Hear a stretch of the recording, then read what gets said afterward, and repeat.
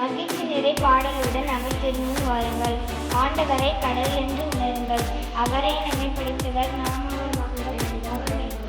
அவர்கள் தடுக்கவில்லை. எங்கு கூறி அன்பு இயேசுவை திருப்பிள்ளைகளாக நாங்கள் ஒவ்வொருவரையும் நிறைவாக ஆசிர்வதியும் மாலை வணக்கத்துடன் உன்னை உரைய தொடங்குகிறேன். திருவிழாவில் அறிவுற்ற செல்வம் ஓமை. இந்த ஓமை பற்றி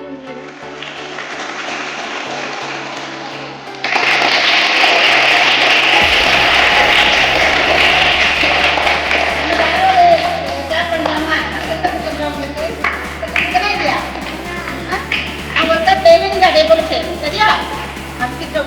என்ன கிளாஸ்? ஒன்று போல செய்யணும். முதல்ல பாட்டுக்கோங்க, அதே போல பண்ணணும்.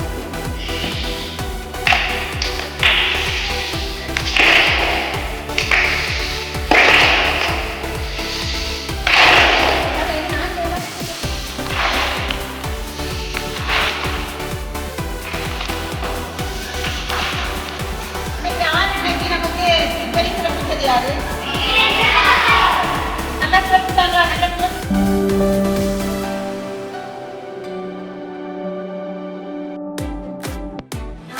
ஒரு முறை நற்செய்தி புரிதல், வாரத்திற்கு ஒரு முறை உண்ணாதிருத்தல், பெற்றோர் பெரியோர் ஆசிரியரை மதித்தல்.